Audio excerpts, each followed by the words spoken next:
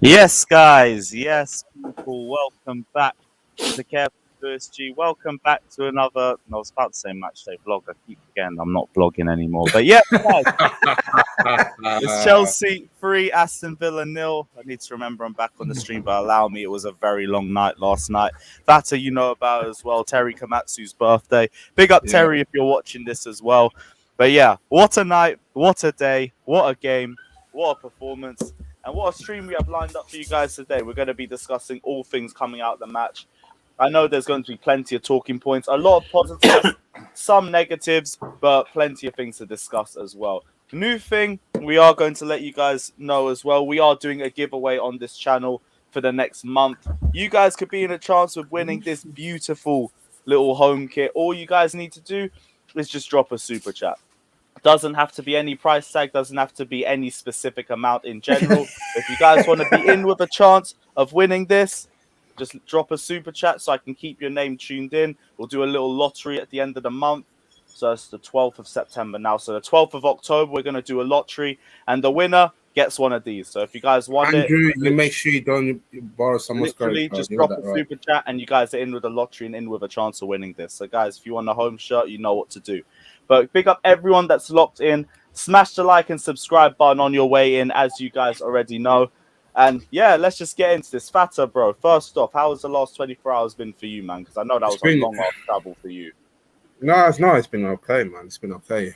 Yesterday's game, I think the atmosphere itself kind of sink it in when Lukaku scores those two goals. It You're in, feels G. like the Chelsea of all back the vibes all over again, man. And it's just nice to see the fans kind of like in the end with the Lukaku second goal, especially like the photo itself. That was legend. I actually got tagged loads of posts, and it was posted Andrew, first. you're in, my G.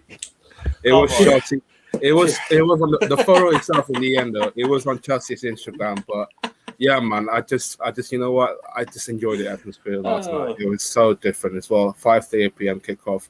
Couldn't get any better than that. And let's look forward as well to the Champions League. We defend our crown, the Champions League Tuesday, and it's gonna be interesting as well what the lineup will be. It's gonna be a massive headache as well for Thomas Tuchel.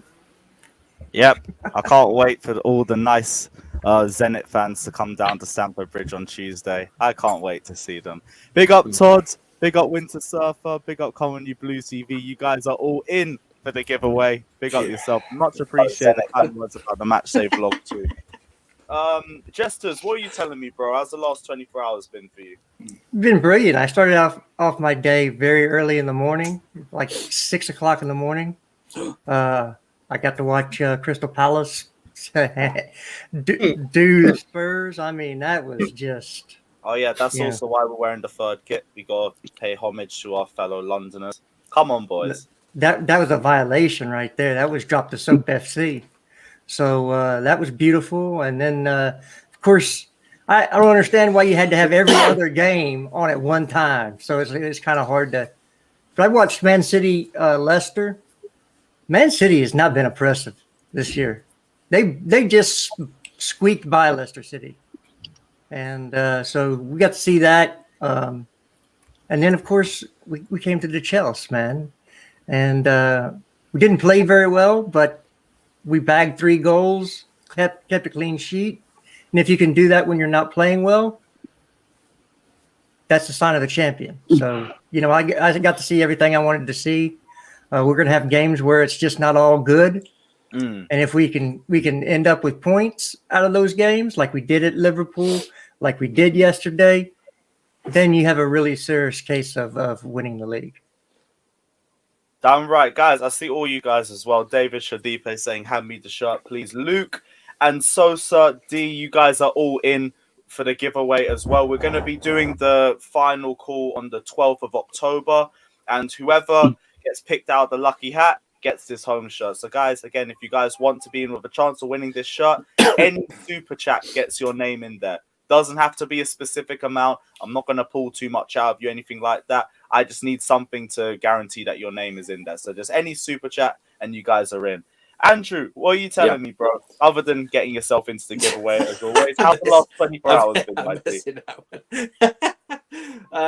I just couldn't resist that. It was too much opportunity to do that funny Oh, thing. you might win, bro. Never know. Yeah, I know people say we didn't play well. I agree, but that was so old school Chelsea last night. That was like Mourinho Chelsea. That was Ancelotti Chelsea. That was all rolled into one where we didn't play well, but we didn't play well and we still scored 3. Do you know what I mean? We'll probably go into more deeper. I'm not in a player hive or an FC player, but I think Mendy is at a world class level at the moment. I really do. And if he's not the best in the Premier League, he's playing the best in the Premier League. If you understand what I'm saying. Yeah. People go, yeah, well, your defense is good, but that means our goalkeeper has got to be ready at all times. And I know people go on about the double save, Lewis, but I reckon that save after we just scored, the one at the near post, I thought that one was in the second half. No, in the first half. After we scored, there was a shot where they had it at the near post and he just pulled it away. I thought that was an even better save. But yeah, fantastic. Lukaku, clinical, two chances, 2 goals. What more can I say? That was proper shithousery Chelsea last night. It was glorious. It's about time that we've had a striker like that as well. Again, we will go into all of these topics later on into the video, but yes, like I'm so happy that we have someone that you only need to just give an inch of a chance to, and he's putting the ball in the back of the net. Joe's AFC, I see you. You are in the lottery as well. We're just putting you in there now. Big up the panel, smash that like button. Champions of Europe, we know what we are. He says Fort Mount wasn't going to get rested. Lol. But leave that, man. We said about the depth in this side, we can rest any one player at any point and we will be fine. And we made a lot of changes in that game too, which is half the reason why that first half we struggled the way that we did. But we made the right changes in the second half. We adapted to the game. And then I think the second half was a lot more easier as a result of that. Red and Blue, I see you as well. You're in here too. And everyone's name in there. Perfect. Wayne, what are you telling me, bro? Yeah, I'm good. Obviously, I just came off the women's match. We won 4-0. So women are doing us proud. Come on. Good. I've obviously just it's all about relaxing at the moment and chilling. If you are any F1 fans in the building, watch it now because it's been a massive incident. So I'm just really put us good. on in the background. Huh? But put us on in the background. I just had to throw a disclaimer. Okay. But yeah, I'm all really good. I can't wait for just can't wait for the season. I'm so proud of yesterday. So proud because it showed that we don't have to play well to win anymore. And now we have got that big number 9. We don't have to just sit there and think there's only one way of playing football. We can just hoop it up there to him and he can hold it up. We can play behind. He can run for it. He's got good feet. He's just everything in his game. I am just so happy at the moment, so proud. Oh, I'm ecstatic. And I've said this to you. I've said it to Steph as well when it came out. I've said it to other people. I was concerned when that starting lineup came out. When that lineup came out, I was concerned because, if that lineup thought, really, Christensen and Jorginho, to me, was one bit shocking. Yes, father, I know. But I am happy. I'm just so happy. He keeps proving us wrong. No matter what side he puts out, they get us the win. No matter who it is. Even the Hudson and Doy fan base would be happy. Now, with that, he got a game. I'm not talking to me, I'm saying the fan base. He finally got a game and look what happened. Do you know what I mean? It's like, I'm just happy. I couldn't be more happier right now. I really couldn't. The only time I could probably be more happier if today Leeds beat Liverpool. It's better. Oh, please. I'll never really support Leeds like that dirty club, but we need them to do a result for us. It is what it is. Guys, I see you guys all in. We've put you in for the lottery too. Yasin, you're in. Romelu Lukaku is also clear of that tap-in merchant, but we moved. JJ Bridge also saying we're winning the league this year. Bro, this season, like especially after the performance we had against Aston Villa, I'm confident for any team that we play because we can play at 50% and we can still get a result. Michael Smith also saying, I don't like the kit, but it's fire right now. Big up yourself. Go AM, you're in. Big up yourself. Saying, Criminaldo to the AC Penitentiary. Oh my God. Fucking right. Also, yeah, so you guys check in for whatever stream we do on the 12th of October or the latest stream after that, because that's when we're going to do the lottery and we're going to pick out whoever's won. And whoever I do pick out, I'm going to need you to DM me as well just to prove that's you, and then I'll send it over to you guys. This kit is going to somebody, by the way. We ain't taking the piss or nothing. We are giving away this kit. So regardless of it, someone will be ending up with this kit in about 30 days' time. Tom Manshi, I see you. You're in there too. I need to actually keep track of all these games. There we go. You're in as well. Big up yourself. And Dylan. Yep, Dylan, we're getting you in there too.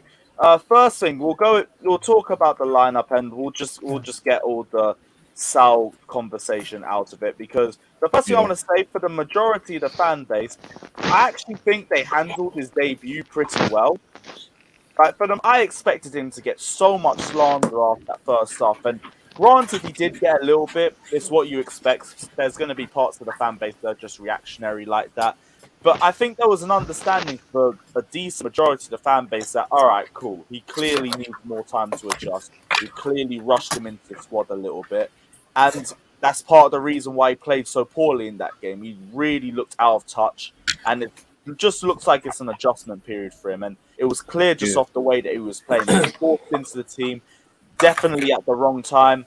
Didn't play well, we move. It is what it is. I'm not going to sit here and slander him. I'm not going to say it was a mistake signing him or anything like that. He's clearly a better player than the performance that he showed yesterday. It's just, we need to see it. We'll see it soon. We need to settle him in first, though. No, hold on. You go first.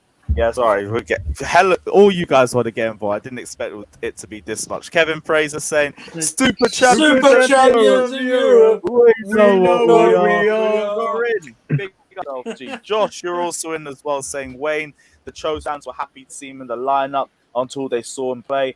Now they were back in the mud. Man. Cho didn't play that badly. Like, no, he didn't play that goodly either. Goodly. Okay, was he terrible? Was he terrible?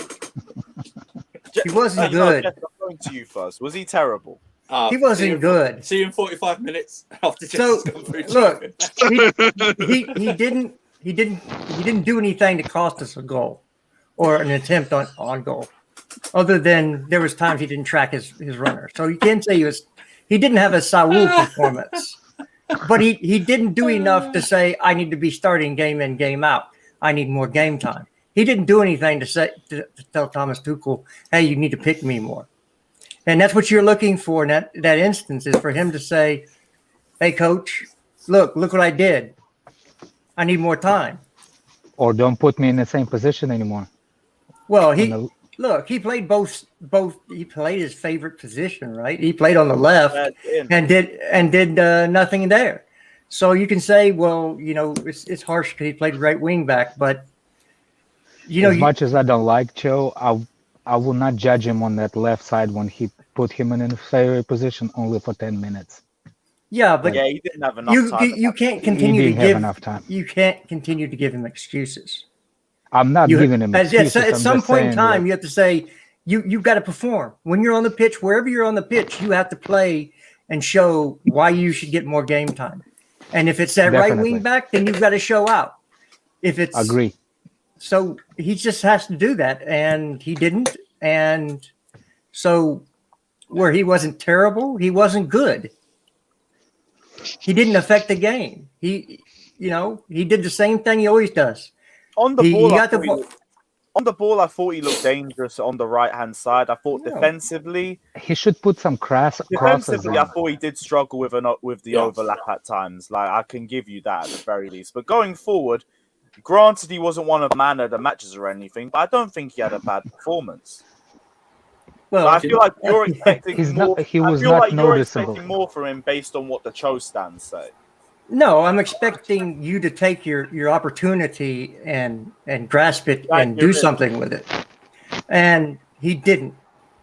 So when he doesn't get another Premier League start for 2 or 3 weeks, I don't want to hear anything because he's going to be playing at right wing back unless we get a plethora of injuries in the forward line. I'm not gonna lie, yeah. You see Hudson-Odoi, the one thing that annoyed me is I back him a lot in it, and Jester knows that. But I think when he went to left wing, I felt like for some reason, instead of pushing out wide, he was coming inside a lot to like left forward and like coming in like deeper. And when the ball was on the left side with Alonso, he was flipping central, and I'm like, why are you central? He's not like he should be out wide on the left wing taking on defenders. But I don't know, man. I don't know why he was going like right wing, striker, centre forward, cam, but I wanted to see him at Because left he's wing, a right-footed left forward. He's a right-footed player. That's why he got to cut in. Scott, I've linked Yeah, you. but he has no left foot at all. Yeah. I think And the thing for me, the one thing for me is that probably even worse. I just don't remember him doing anything. Yeah. That's probably worse than me going like, oh my god, why are you passing like that? He didn't do anything really. Didn't hit the bar at one point. Yeah, corner. But you see, I don't. It was a flicked on corner. So early in the game, I forgot about it until I've seen the highlights. I just think that's probably even worse. That you can't even go. There's not much that stands out of his performance, and I agree with Jester. I think he needs to. When given it, we'll go. Oh, give him a chance. Okay, you get the chance. You should take it. Do you know what I mean? You should like try and be stand out as much as possible because you don't know when he's going to get another chance again. It's the same with Ziyech. We'll come on to and Pulisic when he comes on when he gets the chance. It's the same with all these players that are interchangeable. They're not like part of the starting lineup. He needs to take his chance, whatever position he's in. And yesterday, I thought they were there for as much as in the first half they got through our middle. I thought we could have got more down there. Right and left hand side. I didn't think they were impressive on either side. We should have done more. And I don't know who said it. I think he should have. You're right. I think he should have crossed in more. Lukaku's in there now. Cross in there more. I don't know, man. I don't know if it's a lack of confidence or something, but whenever he like really gets the ball, I don't know, man. Like it doesn't look like the same when beating players. Like the most they'll do is just try to They'll just go on the outside and just put like a cross in, but. I don't know. Most of the time, he's playing it safe from right wing back. So I think his next chance would probably be against maybe Aston Villa in the Carabao Cup. But yeah, it's unlikely he plays a Zenit game now. Or Spurs or Man City. Oh, no chance he plays. Yeah, exactly. Yeah, no, he's like those. So Ryan's right. Next chance would probably be the Villa League Cup game. Yeah. Hopefully in the Villa League Cup game, he actually gets to start at left wing because then that's when we can finally put these excuses to bed. If he drops a stinker against Villa's B team, then yeah, you know what? Maybe it is over and done with. I'm going to that game, so maybe I need to give him some motivation. Well, I don't know that. Again, we all think that if he plays the game, he's going to be in the left forward position, but. You have Timo Werner that doesn't get the time, so he's sixth on there's a six. He's sixth on the depth chart at forward. He's third at the depth chart at wing back. He's done nothing to jump any positions, even though Havertz and Ziyech were not very good yesterday. He still didn't do enough to say I need to play over those guys. I'll be real.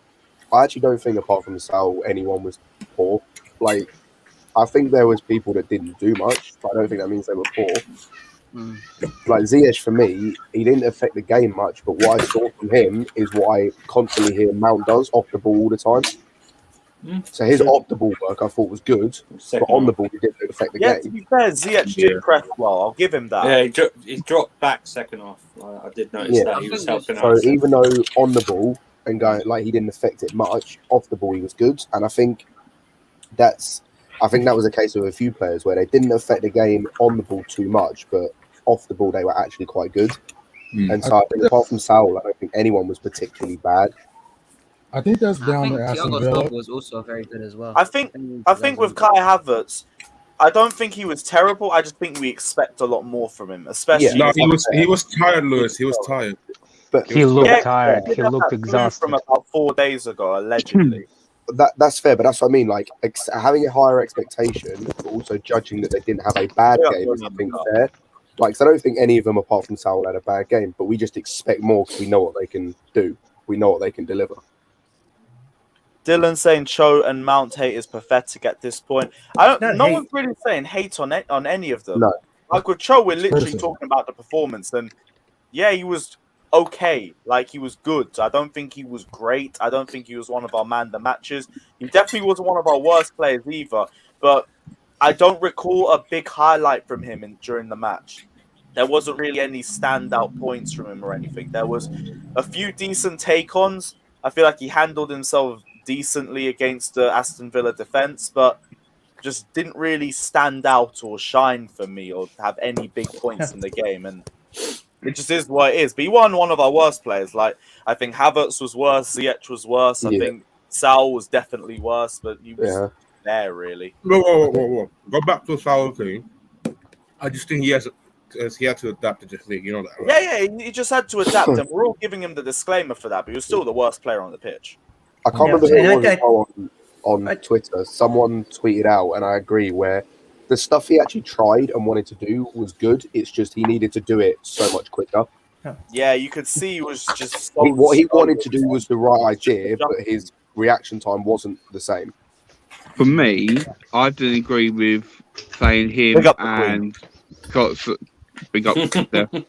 But him and Kovacic in the middle, it just didn't suit our midfield. It should have been one or the other. I don't think both of them should play together in the middle. I don't think they suit each other. I think they were more forced to, because Jorginho needed some rest going into the rest of the games coming up for the next month. Kante's also injured, so we didn't really have any other options unless you want to put Mount in the pivot. But Mount also needed rest as well. Ben Vids, I see you. You're in the lottery now for the shirt as well, saying, why doesn't Ziyech like passing to R9, always wanting to score? I feel like with Ziyech, his game was just hopeful, but the end product was just never there. Everything he wanted to try just didn't turn up, and it didn't translate to his feet. And that's why we're so lucky to have a clinical striker, because we missed, even Kovacic at times, he missed so many passes he could have made. Yeah. We could have had 5 or 6 if people were making the correct passes. But again, we missed a lot of opportunities. And luckily, we have a striker that if you give him a decent opportunity, it's going in the back of the net. So again, you know, we have to do better in the final third. Everybody has to do better in the final third, picking out the correct pass.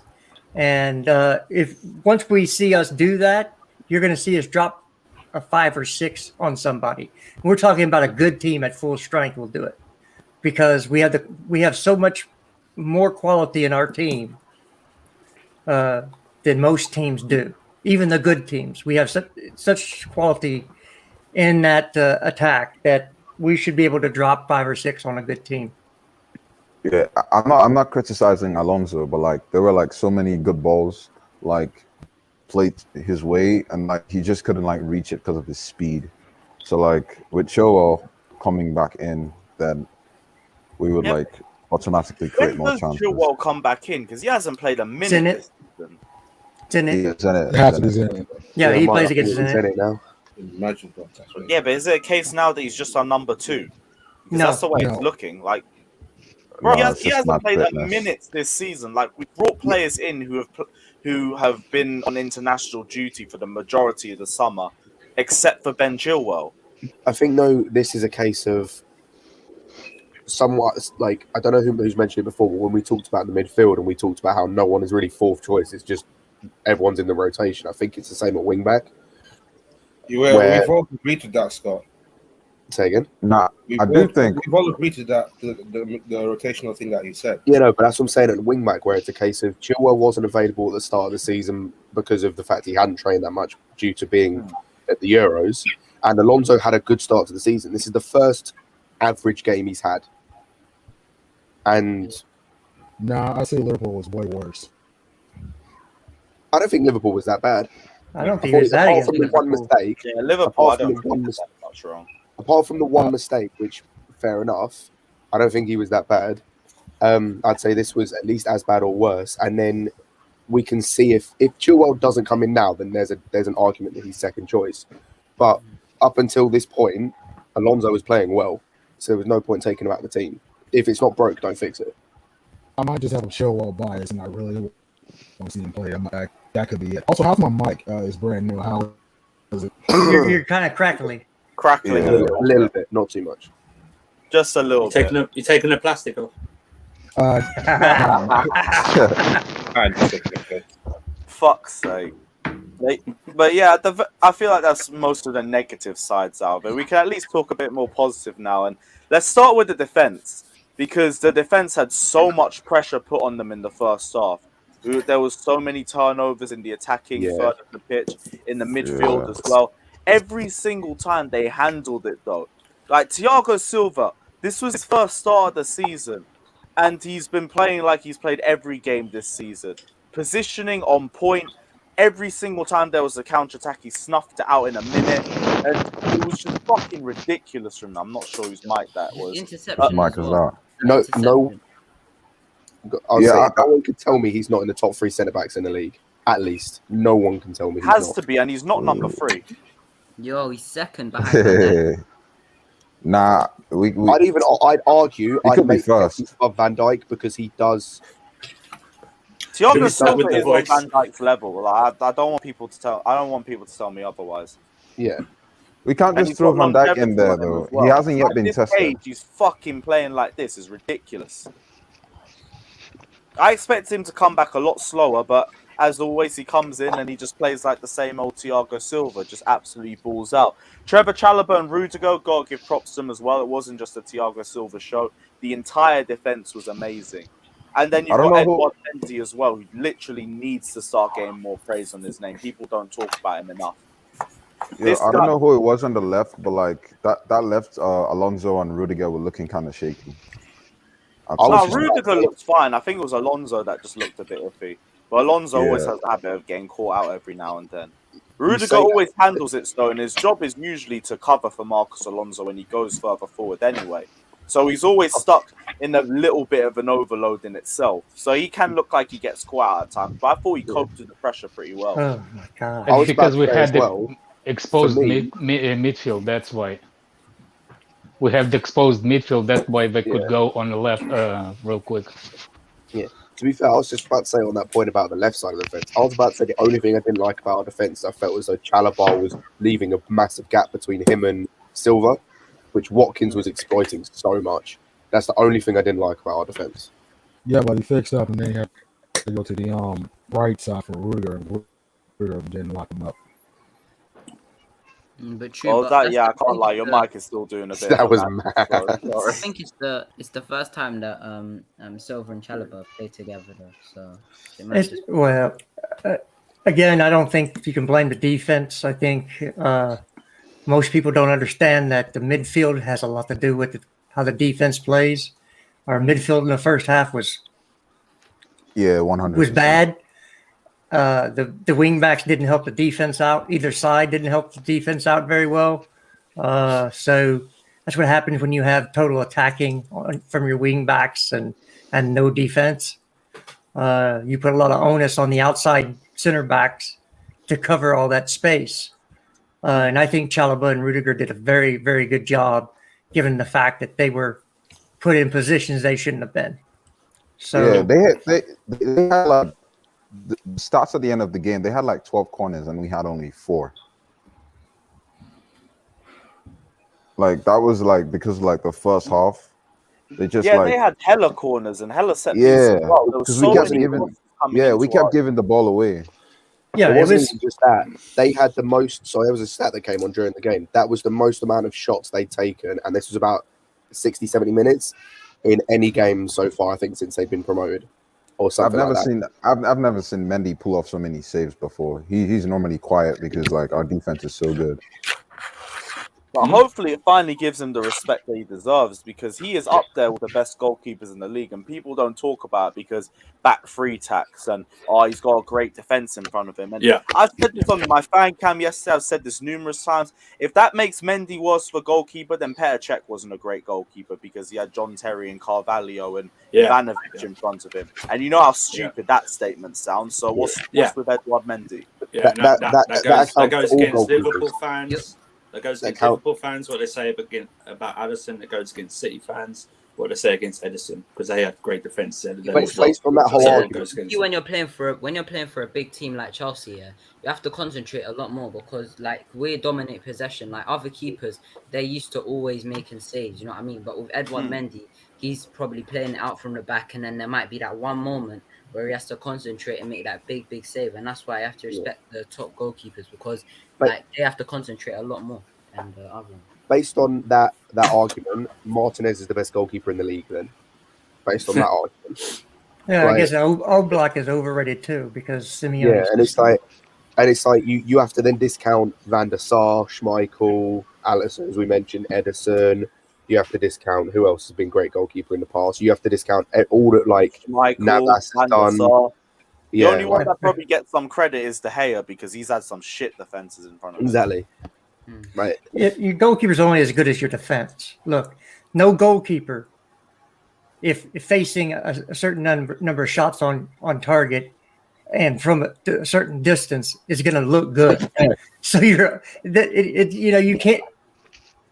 can't say, well, he's because he has a good defense. Well, they work. He's part of the defense, right? So it's a whole grouping. You can't say, well, it's just the center backs, it's not the keeper. You can't say it's the keeper, not the center backs, because that's not true, because they're integral on how each other plays. If center backs are not confident in the keeper, they're going to play differently. If the keeper's not confident in the center backs, he's going to play differently. So it's just one of those things that you can't talk about them separately. They're part of the same grouping. And so you have to say that one's performance dictates the others.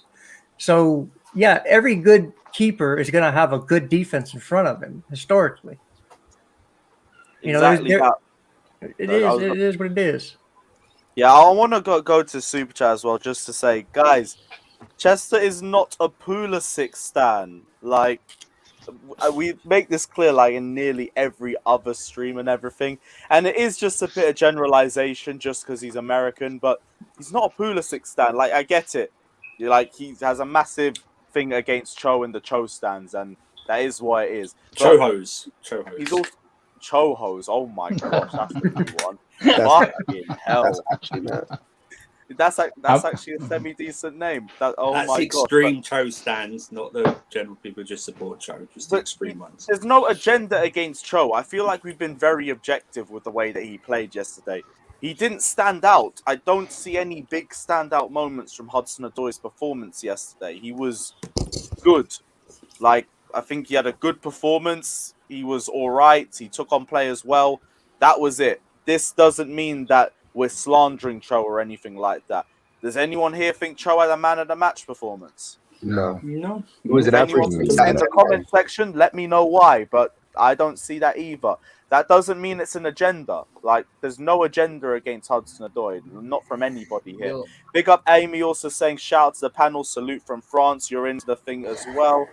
So I can sign them after the stream too. There was another super chat here too, saying, Fenvid saying, big up Asby for that final pass to R9. He backstrapped Tyrone Mings. That was ridiculous. Also, people need to start recognizing the work Jorginho does for this club. I do want to talk on this for a little bit, because our midfield, the first half, was like a knife through butter for Aston Villa. They went through easily. Credit to Kovacic as well, because he tried and he really held that midfield on his back throughout the first half. But as soon as the second half came in and Jorginho came through, it was different. We were controlling possession a lot more. We were more solid in midfield. It made the defense even more solid as a result too. And we were a lot more fluid as a result of that. And I know we do the most Jorginho prop on this channel. Like there ain't slander here, and if it's slander, it's usually from other people. But we don't really do that much Jorginho slander. But again, it's just yet another example of how much better we are as a team when Jorginho is at the club, and it's when you have your player of the year in the squad as well. So you're saying he's undroppable? He is. Yes, Jorginho is undroppable. I've always said. Okay, I'm sorry. There's certain people in the comments. So I'll be real. Jorginho is undroppable, but I also have said the thing about the team where we can drop any one player at one time and cope. It's just then we have without Jorginho and without Kante, it's a bit of a sticky one for us. I think the thing is, is that Jorginho's importance to this team cannot be questioned. It is anything like that. You could tell just not only on the pitch when he came on. I don't know, Lewis, you were there, or if you felt it. I felt listening from on TV from the ground. You could sense the confidence in the crowd as well when he came on and just sat in that midfield. It was more of like, okay, we're more comfortable now. Villa weren't getting through that much, that midfield. Credit to Kovacic as well. I know he scored, and then Ziyech as well helped out as well. But I think now his importance is up there with top one or two players on a start, and for the big games, for the massive games that we need. He's up there. For me, it'd be like him and Mendy switch places for the importance. Andrew, I've always said for this team, there's only three undroppable players: Mendy, Jorginho, and Lukaku are the only three. The only three. I would agree. I would agree to that. I would agree. I would say it depends on the game. The thing is with Jorginho, the thing that I noticed with this game that was good was... I'll say it depends on the game. Depends who we're playing against. Fair, but the thing with Jorginho for this game was that what I noticed was Saul, I feel, can do the passing and the dictating play that Jorginho can do with time. The one thing he can't do, or he doesn't like to do, and he said this in the Twitch interview he did when he signed for us, he doesn't like to sit. Jorginho, him sitting, shored us up so much more.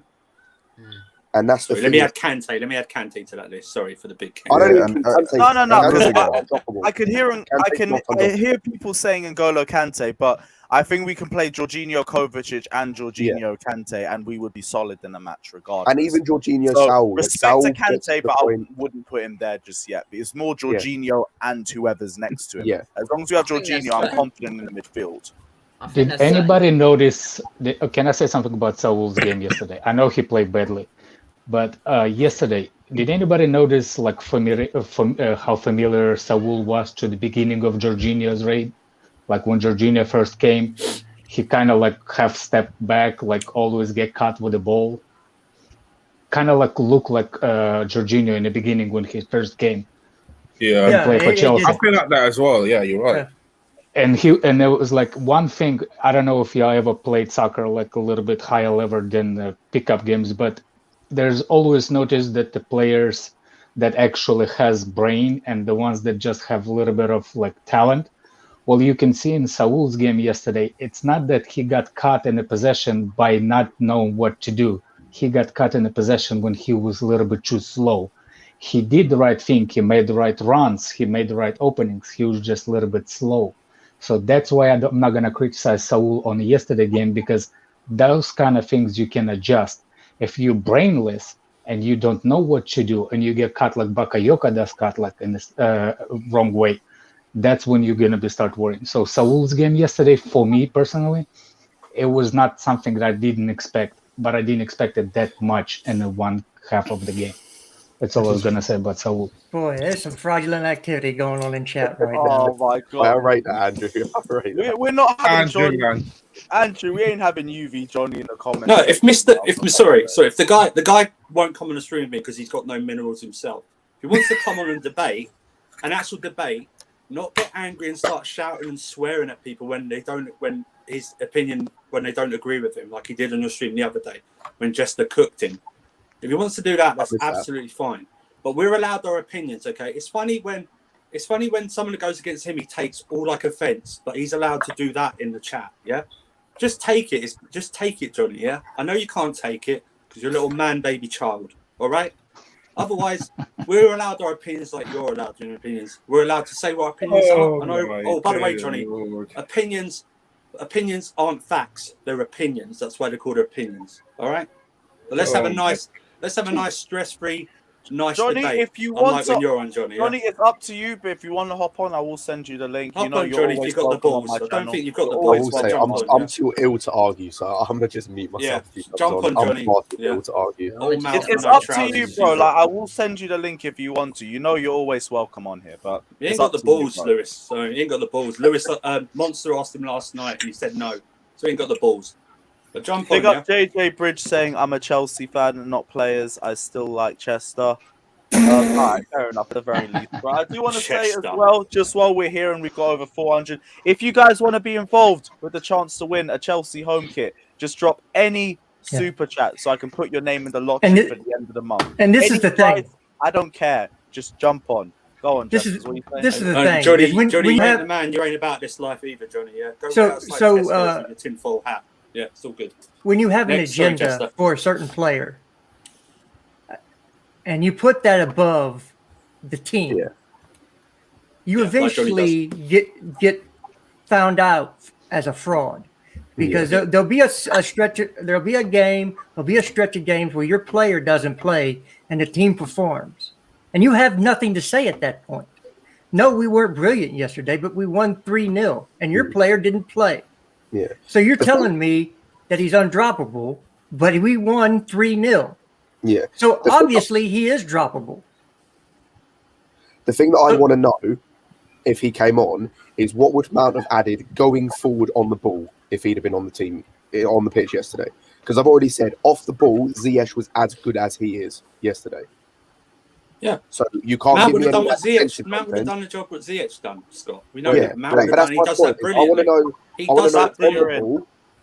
Wait, guys, when we I say might say undroppable, when we say undroppable, what do we mean exactly? Like, As in they should play as many minutes. If they are fit, they should play.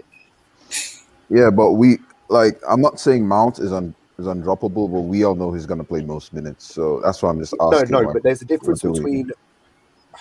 So with that, I understand Mount is going to play most games. I don't think he should, but I understand he is.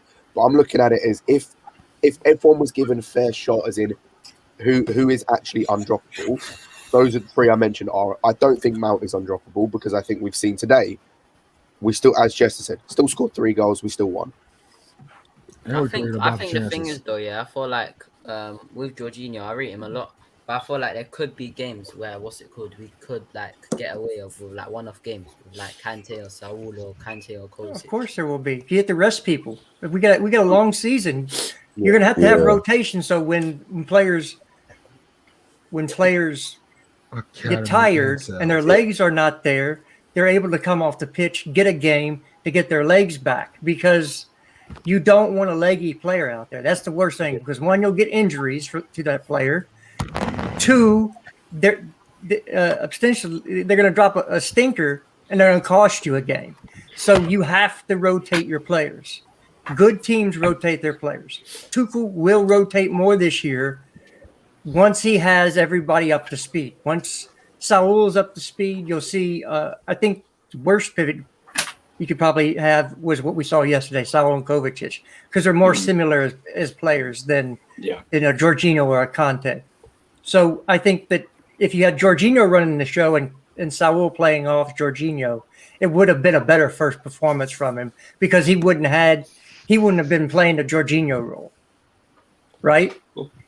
So you're right. I think I listen. I'm confused. I give Tuchel even more credit. Tuchel said it. He got it wrong. He said he got it wrong, and I do put an asterisk beside it and go. He can say he got it wrong because after we lost. Do you know what I mean? If he got it, I don't know if he'd admit that if he got it wrong if we lost the game. Yeah. But I mean, I think maybe even Villa surprised him, Lewis. I don't know. I think they're probably surprised a lot for the way they ran through the middle of our pitch. There's a consensus around some of the fan base that Tuchel did underestimate Aston Villa just a little bit, and I get it, but I also think his hands was forced a little bit with the injuries and with the fitness. International play. He was in a position where he had to put a weakened team out, and We struggled as a result of it, and I'm not going to blame him for it. I just think sometimes it's the Premier League. Games are like that. Sometimes you have Remember the conversation yesterday we had that everybody was saying that Aston Villa is going to be defending? Remember that? Oh yeah, we were But wrong. they didn't. So We that were I wrong. think the same way that Tuchel had the idea, like maybe they're gonna come and they're gonna put this strong back, but he didn't. He saw the players didn't. I think they saw the Saul as a weakness, and they started just go after Saul. Redneck, That's all it how was. is Tyrone, I think Redneck that's- Blue, how is Tyrone Mings in this England squad? How is he in this England squad? He is terrible. He was terrible yesterday, man. And he's in an England squad. To be fair, Ah. like Twanzebe was awful as well. Like Consul was the only defender they had that was actually decent. Like the other two were awful. Yeah, Mings was just getting spread for 90 minutes. He's I falling. think it's because of a defense, not because of how bad he is. I actually ratings the quality as a player he is, but he was just struggling against our defense because the Villa was attacking through the wings. Because there was periods in the first half where he got the ball and he looked very dangerous. But it was within a matter of seconds, you got Thiago Silva, you got Antonio Rudiger on him, or worse, both of them. And he just didn't have a chance. But that's our defensive system. We make it very hard for Exactly. We Big make up the Anthony other saying- forwards looks average. Big up Anthony saying, if only we kept Livramento and allowed Cho to go. I did want Cho to go on loan. It is what it is. Livramento is another one that was out of our hands. He wanted to Why do leave, people so- keep saying if only we kept what it is. Livramento? It wasn't our choice though. He wanted first Yeah. team football. I'm not It sure wasn't what this song was exactly. about, but big up Dylan anyway. I have no idea. Yeah, that was like really far back. If it's over your head, I don't know. Buy a dictionary, an encyclopedia, get some football knowledge. I don't know what to tell you if you don't understand. So it is what it is, you know. Again, when you have agendas and you put your agendas over the team, you will be found out as a fraud as soon as your player misses and the team does fine. You're automatically a fraud. Okay? Yep. So the only agenda anybody should have is Chelsea. Yep. And if your agenda is otherwise, except for AC, okay, we'll allow you on that. If you know, again, you should be a Chelsea fan. Whoever, you know, I was happy for Callum yesterday. I wanted Callum to play well because if he plays well, that means we have a higher chance of winning. Yeah. Okay? It's not like I was out there, I hope Cho falls on his face or I hope he gets burned. Do you think I was thinking that while I was watching the game? Come on. It's about the team. And whoever runs out there on a Saturday or Sunday or whenever they run out there, I want them to play well because I want my team to win. Yeah. It's just that simple. Exactly. And it's like if you don't think a player's that good, you're allowed that opinion. But also, it's not if other people come at you and go because they rate that player more, you're in the mud. How are we in the mud? Our team's winning. We all win. We all win and lose together. We support Chelsea, so it shouldn't be like these hives and these stands and everything like that. Just support Chelsea, man. That's all that matters. You can like a player more than the other. It's absolutely fine, but you have to allow criticism of that player and then debate that person. You know, don't fly off the handle when anyone mentions their name or anything like that. Like they're the greatest thing that ever lived. In terms of Mount, I think Mount is going to be a fantastic player. I don't think he's the greatest at the moment, and he shouldn't be the greatest at the moment. He's only 22. Exactly. I think he's going to be one. I think he's going to be one of the greatest players we've ever had. But let him get there, and he can be rested. He's played a lot of football, and do you know what? Let's see what he does on Tuesday, because I believe he'll play Tuesday, and I believe he'll play the Tottenham and the Man City matches as well. Probably will. So if only people knew what I was doing when I was 22. Yeah, I would.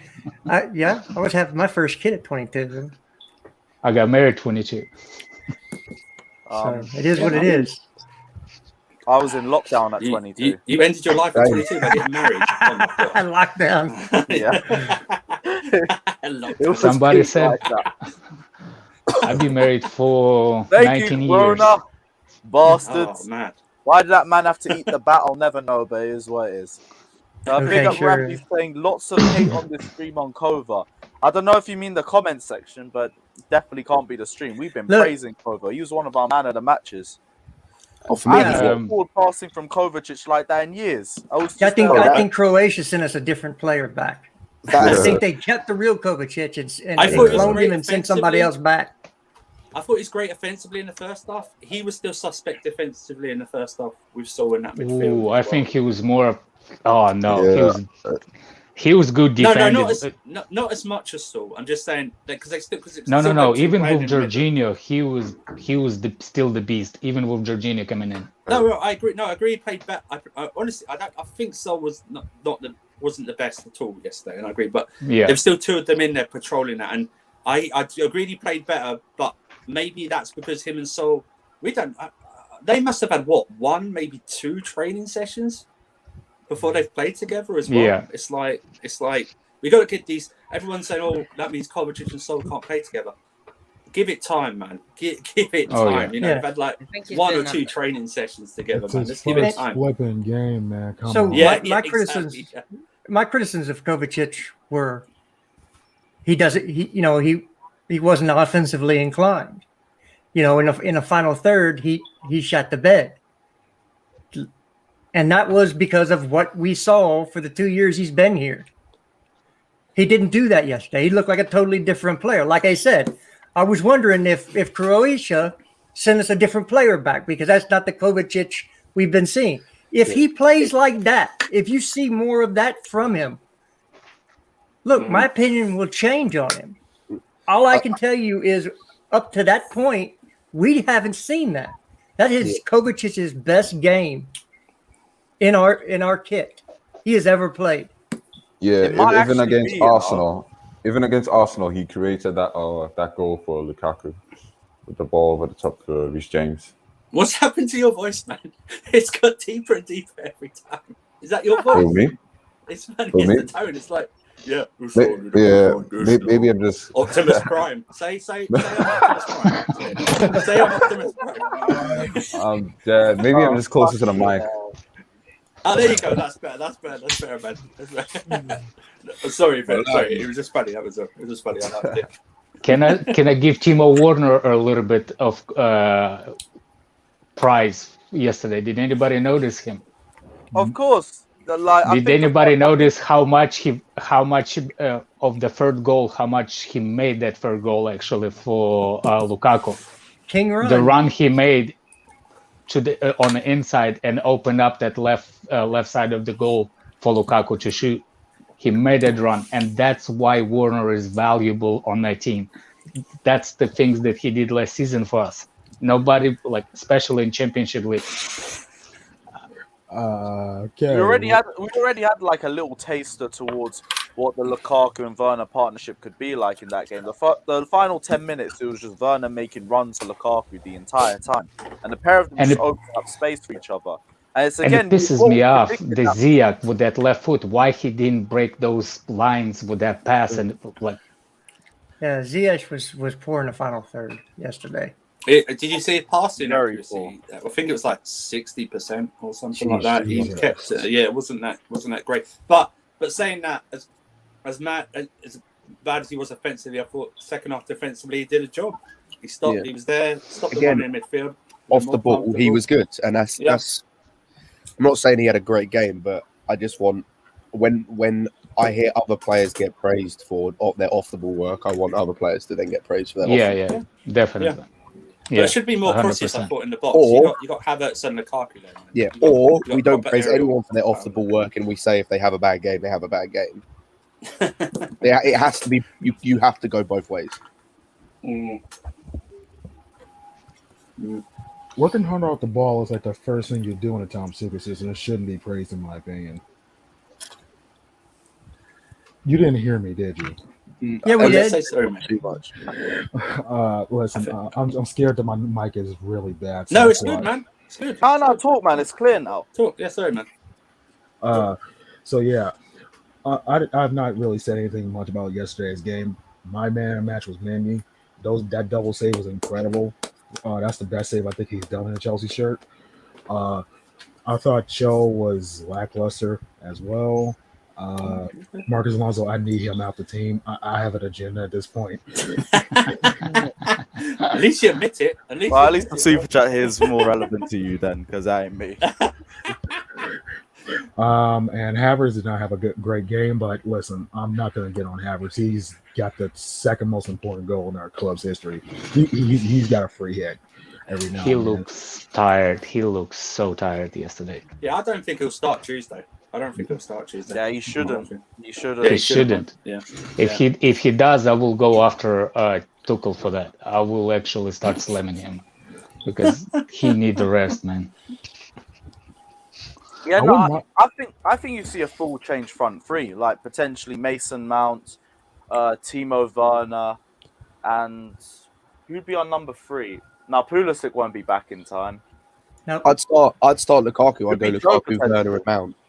Oh, would you play Lukaku again in this one? Yeah, I might don't as know. well. I might do Havertz as a false Bro, nine. Just if he's in form, play him. Don't give him rest. Havertz. Play him if he's in form. Yeah, we do have Spurs and Liverpool. So Jester, did you just say you're gonna start Havertz again?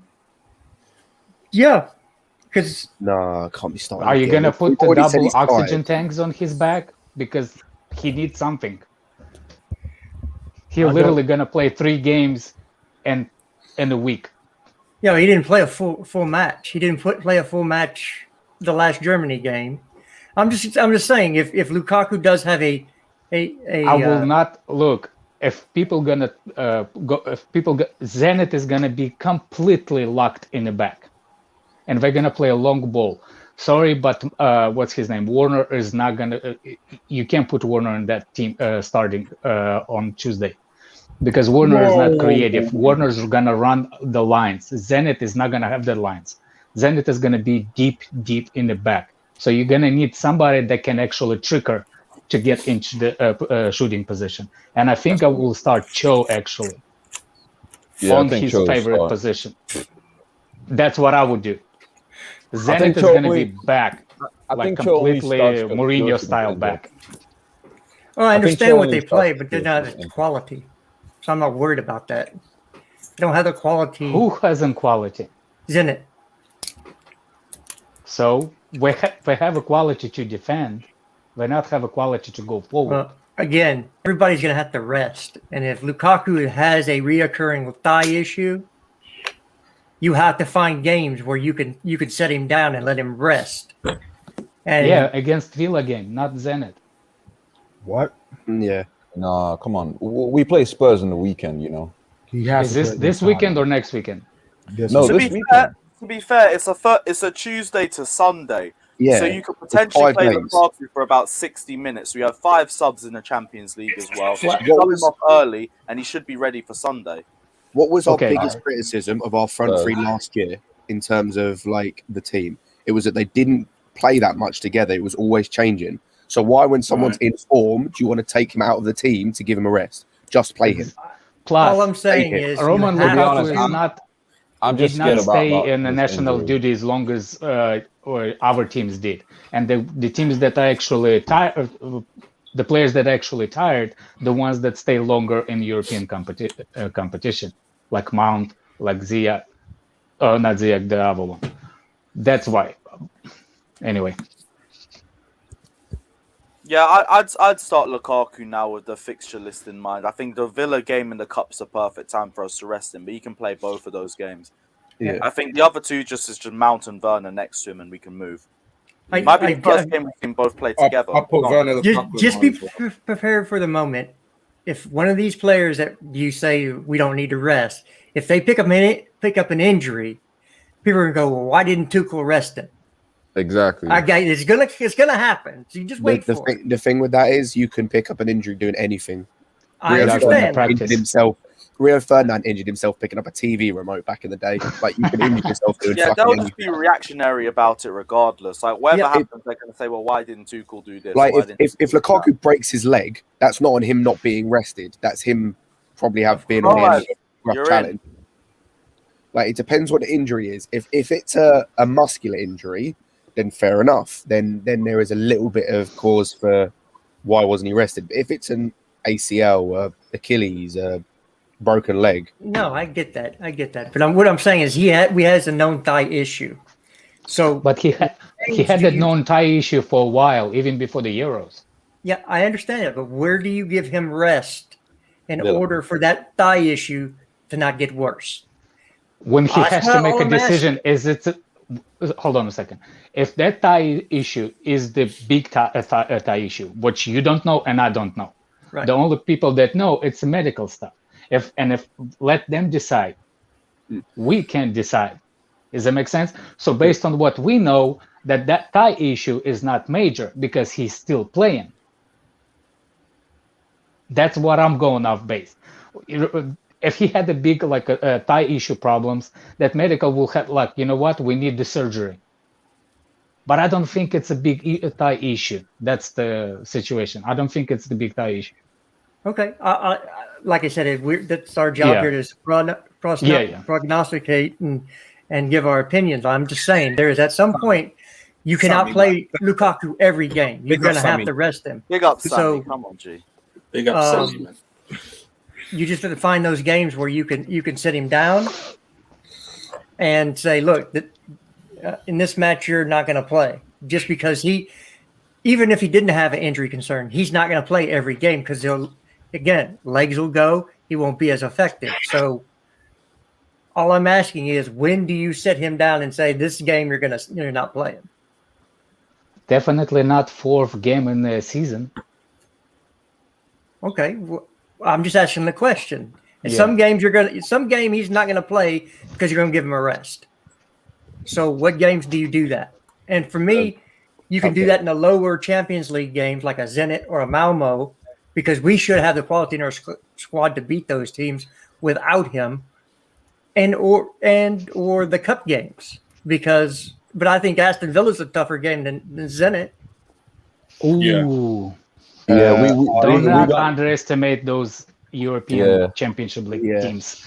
I hate when people do that, and that's why always the small teams advance to the semifinals, to the quarterfinals. Well, we're not Manchester United. We're Chelsea. Well, you say that, but the last time we won wasn't it the last time we won the Champions League, the season after we finished third in the Champions League group stages? Well, yes, because we scored. That the was most Juventus goals, as well. We were knocked out. We scored the most goals in that group, but we were knocked out. That was we lost to Shakhtar. And we had Juventus in our group last time as well. Remember when we led 1-0, then lost to Shakhtar in injury time? Fucking Willian was there torturing us, and he weren't even in a Chelsea shirt. But remember when Fernandinho I Willian think cooked people us at Stamford think Bridge, that- but Moses scored the winner. But that's my point. In injury time. Qualify. Play your strongest team. Malmo, fair enough, but for Zenit and Juve, play your strongest teams until you've qualified. Exactly. Yeah, And win then the first you 4 fight it. games, Scott. Then you Scott, rest. win the first 4 games. Win Yeah. the first 4 games. Get 12 points. First place, done. Rest for the next. Rotate for the next 2 games, even against Juventus, if that's what against Zenit, playing like we mentioned, playing 60 minutes, be 2-3-0 up or 2-3 goals up. Take him off. We've got that comfortability. We've got that barrier.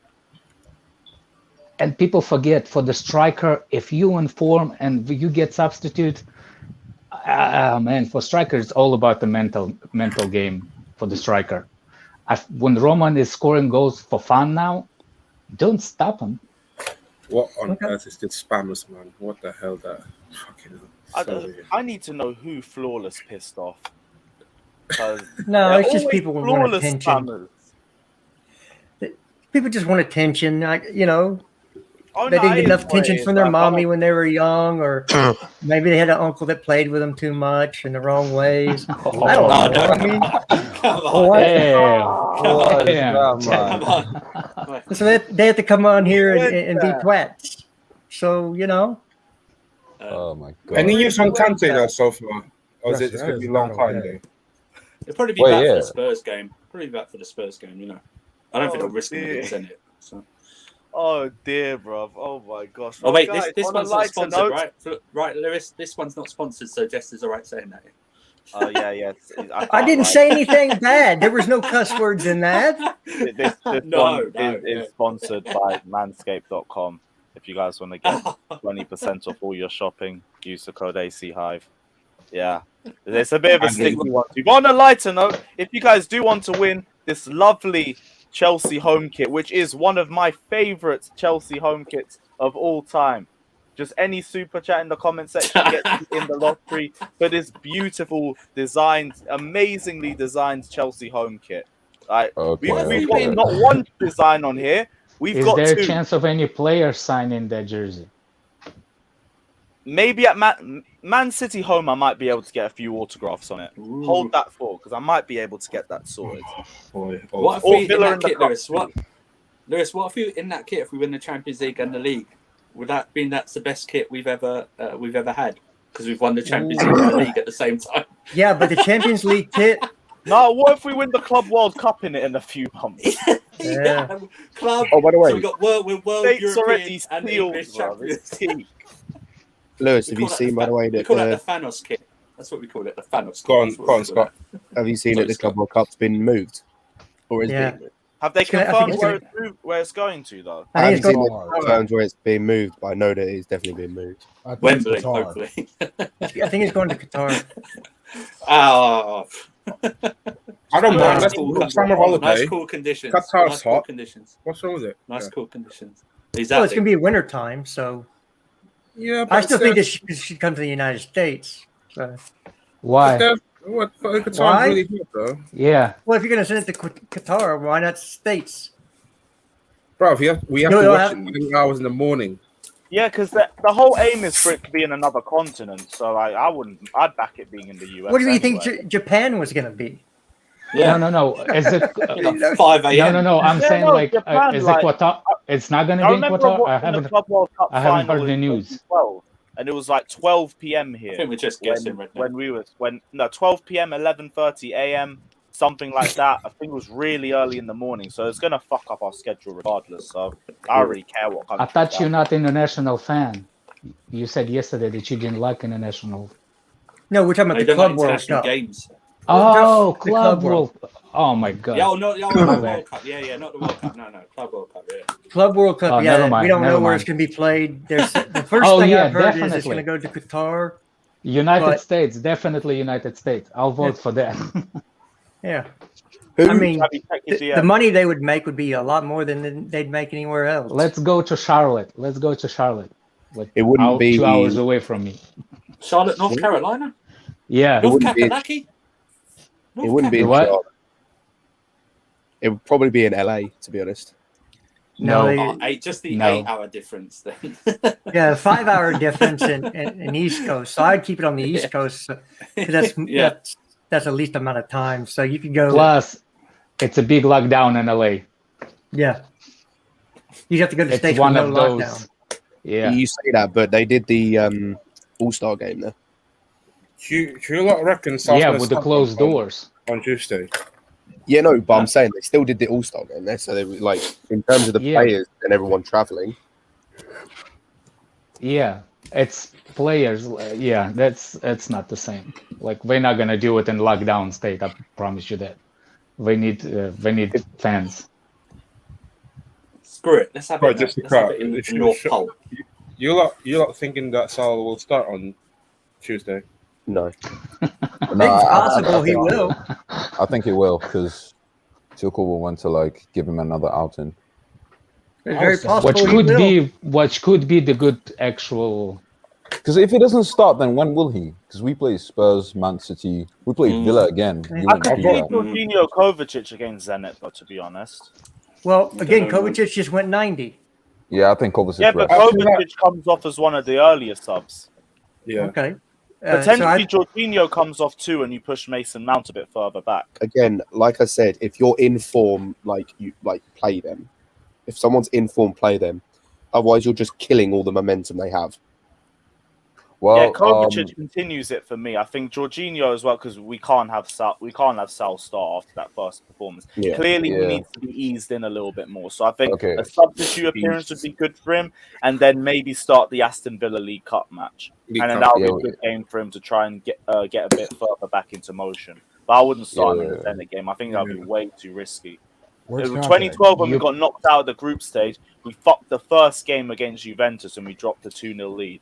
And I don't want us to start on the same note as well. Well, If you we start started bad, Aston. suddenly We all the started- other games become more important. You play At the that time, opponent, you're not who playing do we your have, team. have the players on debut Yep. though, at that time?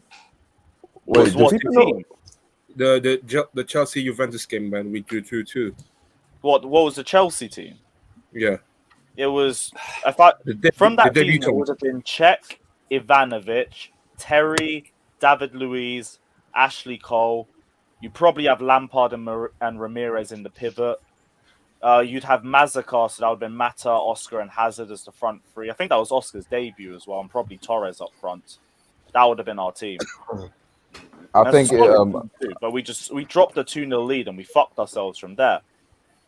I actually So think we have the strategy was easiest. go I actually think we have the easiest group stage compared Man to anyone United else. has We the should easiest. have. No. Man Trust me. United. Trust me. Don't forget, Juventus Juventus have only lost got 1 yesterday. point They out of lose 3 yesterday. games. They're 16th in the Serie A. Juve are a mess at the minute. Look And at without Juve without Ronaldo. Ronaldo. What Exactly. are they right now? I know, Look at but don't underestimate them. Just now. It's a different competition. Trust me. It's a I'm not here different for it. competition, different setup. I'm not worried about our group stages. Yeah. If we don't qualify, then there needs to be an inquest. That's how confident I am. If we don't qualify, No, I agree Tuchel- with you on that as well. There needs to be an inquest, but it would be complacency that would be the reason why we don't Yeah. qualify. Which But I is don't why see that smack them immediately and just get our Tuchel job won't do done. that early. though. Tuchel Yeah. will not do that. He's not the kind of coach that will allow that into the team. So if a player's complacent, they just won't play. He will put the hungry players out there. But yeah, I agree. We need to get qualified as soon as possible because of the fixture congestion. Because again, you're going to have to rotate players at some point. So let's I get just feel like qualified. it's very important to start Right, with so a win. yeah, so as a question though, wait, first I'll go through the super chat from Boaz saying, I've never felt more excited to be a Chelsea fan in recent memory to the beginning of a Good season. man. So pumped that we're actually scoring goals. I'm Yep. holding my reservation until after the Spurs City games, but if we continue and we keep clean sheets in both of those games, you are going to hear quiet words about how long we can keep this clean sheet run for and how long it's going to take before we actually suffer our first loss of the season. I know Wayne already said like 2 games in, Chelsea are going unbeaten throughout the whole season. Yeah, I said that as I'm not well. going to say that early. I'm not going to say that this early. I'll get to Man United first, and then if we get Can I- past them, we're still unbeaten. Then Going we talk undefeated, Lewis. Going undefeated is overrated. Yeah, just give me the trophy. It is. I don't It's care. massively Give me the trophies. overrated. But you take Massively the one overrated. thing the Gooners have on us, and I feel that's a bit savouring to me. So That's I'd why- take that anyway. I They really- weren't undefeated. don't They even weren't have that on undefeated, us. but they'll still run and talk about it. So if we can do it, then they've got nothing. Absolutely nothing. Well, I wouldn't win 4 trophies, so we could have we could be over the treble for United. They're going to say, "Well, you didn't win the FA Cup." I don't care. Won the FA Cup. It doesn't mean anything anymore. Actually, 6. We got the Super Cup too. I want 6 trophies. The sector. Well, I'm just saying, Premier League, Champions League, Club World Cup, Super Cup. That's 4 trophies. I'm sorry, 4 always is better than 3. Oh. So bun the treble team. I love that you ignored the domestic cups, and I agree with you on that sentiment too. They ain't that important. I'm here Lewis, for it. World Club, Champions League, Premier League, World Champions, European Champions, English Champions, all in the same The season. level of shamelessness that we're going to run if we win everything. You man thought I was a prick when we won the Champions League. You're going to see a prick if we go through all of those. I'm going Bring to on the Universal Cup. unbearable Bring it on. dickhead on every stream. No one's going to invite me onto anything ever again once I'm done with this. The amount of slander I'm going to be running, but we deserve it. Because you know what? Everyone says, oh, we've done nothing from before 2005, yet we have the 2nd most wins in Premier League history. Yeah, 600th win yesterday. Yeah, 600th win. Well, we only existed 11 years ago, apparently. That's a hell of a record. I just like it that we can say no one in this world is on our level if we win all them 3 trophies. That would be true. Invincible, bro. I'm here for it. I'm- I want us to be the most unbearable fan base in history, but we also have to do our job first to get to that point anyway. I'm not gonna We lie. already are. though. We I have don't. Johnny I in our don't. fan base. Yeah, I'm not gonna lie. I don't like how City just start padding that League Cup. I want to end their run. They've won 5 in a row. I don't They care. just start padding. Yeah. Yeah, I don't really care, but like they just start padding trophies. Who's our bigger worry though? Is it Man City? Is it Liverpool? Is it Man United? United. I think it's United. With Ronaldo, it's United. City. Hold on. United. I got to speak on United because, again, everybody says, well, Ronaldo, they did not have a problem scoring goals last year. No, they had a but problem Ronaldo on defense. Ronaldo gives him something else. You know that, though. Let me All right, go ahead. They have not addressed their big concern, which is defensively and the midfield. They still have a huge donut in that midfield. You mean Varane is not addressing the defensive problem? No. Varane, look at when Varane was at his best. He had Ramos next to him and Casemiro in front of him. He doesn't have that anymore. And yesterday he got burned a few times by St. Maximum. Okay? I'm not having this Varane is a great center back. He has never shown that without Ramos and without Casemiro in front of him. Well, nobody's doubting it. Like, you put the question kind of like wrong way. United addressed the defensive issue by putting a better defender that they had Monster in that position. Maguire. They got Monster as well in the cup. You know what I'm saying? Like they they bought the better defender that they had before, so they addressed it. If he's not best defender in the world, that's a different question. They just improved on the defender that they had. But they still keep conceding goals. The only clean sheet that they had was against Wolves. Yeah, if Newcastle had any sense, they would have scored more goals. I like that. I also haven't seen them against the top 6 side yet. Yeah, United's I'm problem saying, were like, against the small teams, though. Last season, it was against the small teams. They Well, look at didn't the teams they're really do beating. that bad. So far, they always beat them.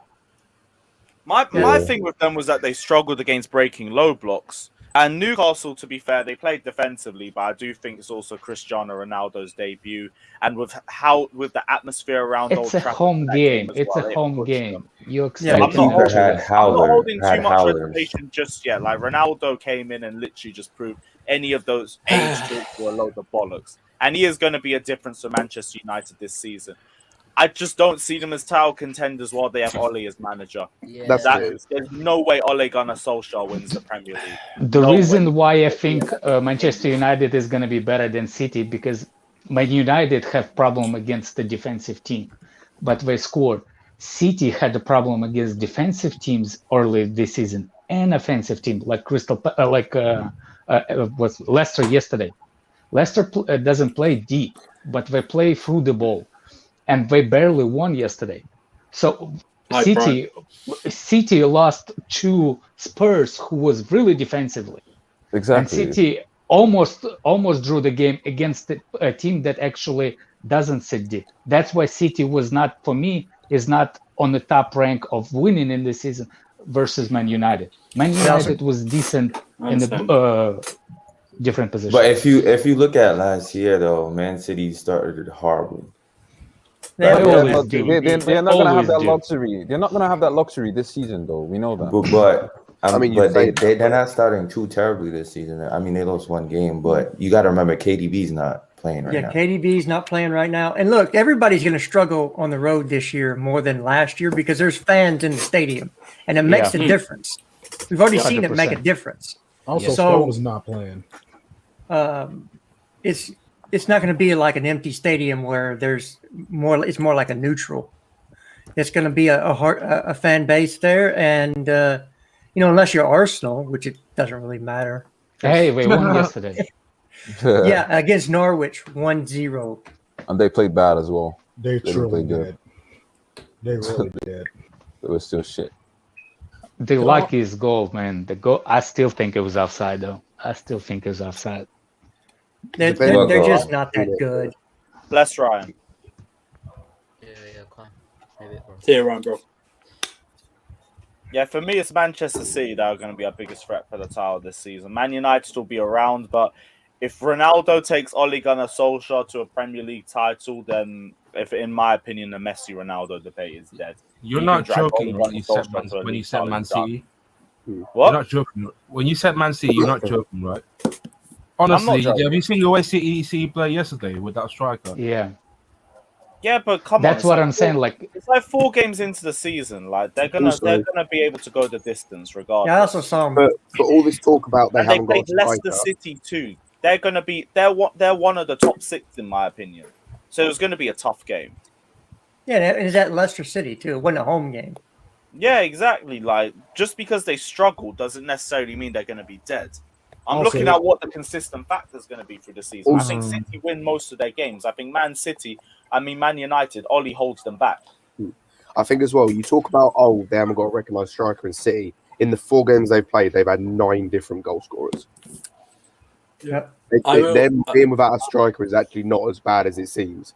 It's not, and that's yeah, but I think it's that's down to the play style. That's our 2 points. That's our issue as well. We need to start seeing more goals from other players as well. We have. I just mean just a few more, and that probably will happen. Plus, I agree with Lewis. After the Southampton game, I won't include the Southampton game in this. After this run, I'll see how we are then. If we come out undefeated, and I mean not wins or anything after this run, then I'll believe more we're gonna win the title, because we're gonna smell like smoke because we're going through fire at the moment. Yeah, I think if we win the Tottenham Man City game, it's gonna be very telling. Who do we have after Tottenham and Man City? Can we pull that up? Southampton. Yeah, we can talk about that. I mean, that whole run. I know Southampton, then Brentford after the international break, and then after that it should be Norwich. Okay, like what? Then Newcastle. I'll say as well. Norwich, up Newcastle, to a game. It's November where it's peak, because we got Leicester on the 20th, we got Juventus on the 23rd, and then we got people forget we got to travel for the Club World Cup in December, right? Lewis, is that United game home or away? I think moving that. Home. I think moving to the World Cup. I think they're moving the World Cup to January. Yeah, we're not going to move it to Stamford Bridge. We're still going to move it somewhere. Hey, good. Move it to January, because that's when Mendy's gone and we have Liverpool, Tottenham, and Manchester City at home. So move it. What are you talking about? The World Cup? The Club World Cup. Move it to January, please. Move it to January. I'm happy with that. Well, you want you know what though? Hang on. You want the Club World Cup to move to January? They're thinking about it. Why? Yeah, he's saying that because we could reschedule those games where we play the top team. But we'll be without Mendy for those games in the Club World Cup. But we play Liverpool, Tottenham, and Man City in the league in that month. So I don't. Yeah, I mean, Liverpool we play without Salah and Mane and Keita. Oh, good Lord. I just seen that. It's Liverpool, Man City, that kind of Tottenham. changes things a bit. Yeah, but the difference between Man City and Liverpool is like 15 days. No, but to be fair, Liverpool's like the New Year's fixture. So that one might not. And then we play Man City on the 15th. Yeah, Man City and Spurs can get moved. I'm fine with that. Fucking hell, Liverpool without Salah and Mane. That start of the year is peak. It's Liverpool, Man City, Tottenham. Then you got Brighton on the 8th, and then you've got Arsenal's coming to the bridge. Then Palace and Leicester City. That's rough. Let's hope they're giving Kepa long shots in training to try and save during that time. They've probably been doing that, but they got told to stop because it was bullying. The ending of our season is relatively easy, though. The way we end the season. I wouldn't say other than Man United. Man United at home, away is going to be a bit tricky. The last 3 Actually, games. no. That run into the end of the season, that is a bit hard. There's a lot of slip-ups there. Leeds United away, West Ham at home. Oh, Everton come on, away. Leeds. Come on, man. Leeds away is going to be a tough game. Leeds is going to be more difficult with credit. West Ham, if they're on a race for the European spots, are going to be a bit difficult. Everton, Benitez is going to be hard to break down. Also, records are good. I'm going to leave that as a question mark for now. Man United away could be a title decider, and then Watford could be a relegation battle on the last day. And you know what these relegation teams are like in the last all right, Lewis. You just made all those teams look like they have something to fight for. Ollie's battered them several times. Leeds is not away. Leeds will be easy away. Not away. Is it home or away? No, it's away. If it was Leeds at home, I kind of hear that. But Leeds away, when they have fans in their ground too, and it's the first time we've had Leeds versus Chelsea, and you know how big that rivalry is, it's going to be a difficult game. Leeds' theme song for the year is "The Thrill Is Gone." Yeah. Fuck off, really. I love how people so confident. shaking every time we're playing anybody. I don't have I'm not that anymore. confidence. I used to be that under Lampard, not under Tuchel. No, I'm confident we can beat anybody. I'm confident we can beat anybody, but still. I think yesterday was very telling to me because I thought we were going to struggle against like an Aston Villa coming off an international break, but we still managed to get the job done even though we're not at our best. So we said that against Liverpool. Yesterday. Everybody was saying same thing about Liverpool. After Liverpool game, everybody had so much confidence. After There's a reason for that, though. I agree. But during the first half, they could have snatched 1 or 2 goals actually if it wasn't for Yeah, they could have. Yeah, and if they would have went 2-1 up at that point, that's completely different. Liverpool. Who did? No. Liverpool didn't test Mendy in that first half. I think he's talking about Villa. I think he's talking about Villa. Made me. Villa. Oh yeah. No. If Villa would have scored those 2 chances that they had in the first half, then go into the defense mode. Yeah. You don't know what would have happened. Can I just say that Lukaku's second goal was amazing? Yeah, you always talk about he's in the box finishing. That dude was on the edge of the box, and he mishit the ball though. Huh? He mishit the ball. If you look at the replay. No, he didn't. He undersliced it. Look at the replay. He can mishit the ball like that all the time. I know. You need the luck. You need the luck in this. Wow, if that's a mishit, Jesus Christ. I promise you, if you it may look like a mishit, but the way he has to contact it, he did it on purpose. Like it may look like it, but there's a certain Continue mishitting Lukaku all season. Yeah. Continue mishitting the ball. Because we missed that. I mean, you expect him to score the first one in the box 1-on-1 with the keeper, but that second one at the edge of the box, if he can do that, Question? It was literally just a one touch and bang, and we don't see that sort of confidence and precision from a Chelsea. Give a price, if anything, give price to Warner. Watch Timo's run to take defenders with him and make it open. He takes sponsor completely out of the game. Exactly. He made that position for Lukaku to shoot and outspeed him with the pass. Picking out the right pass. Ziyech with the turn, calmness and composure dropping deep. Just if you look, just please, Luz, if you're watching that replay, watch the replay how he hits the ball from the back. I don't know. It was one replay after that, and you can see he snatched the ball and he undersliced it. Yeah, but he doesn't miss-hit it. He definitely doesn't miss-hit it. I looked at the replay a couple of times. I was like, damn, he sliced it. Because that's not how foot is going. Yeah, it's the Lukaku technique. Never mind. Like technique to me. Hey, it looked like looking at all the angles. Whatever, it was beautiful. It was just beautiful. It was. Because, look, when people try, when you hit the ball and you try to control it, you do not hit, the ball doesn't go up in the air. You go, I don't know how to explain it in English. English is not my first language. Maybe he, when people say, I meant to do something, but after the game, the commentator asked him, so the moment I left your foot, did you feel like he was going to go? And he said, yes, I made good contact with the ball. Yeah, yeah. All intentional. They're trust me, bro, he didn't miss-hit that. Again, I don't care. It went in, and if he can do that, that means the defenders have to watch him on the edge of the box, which opens up space in that box for people to make runs. Can I just say, it's been so long since I've seen a striker do that. For us, yes. So long. Absolutely for us as well. My God, I have not seen someone do that since Costa. Morata, I never seen Morata do that. I never seen Higuain. I did see Higuain do that off of massive deflection. Yeah, Drogba did it. Yeah, of course, Drogba, against Arsenal all the time. Yo, I guess did we talk about how I think that was one of the best, even though the goal was fortunate he worked for that goal. Kovacic, his all-around performance yesterday was phenomenal to me. I think that's one of the best all-around performance I've seen from him. Against a really good team as well. Yeah, the best game I've seen him play in a Chelsea kit. He was winning tackles, he was winning challenges, carrying the ball. He even got a goal. That assist that pass was beautiful.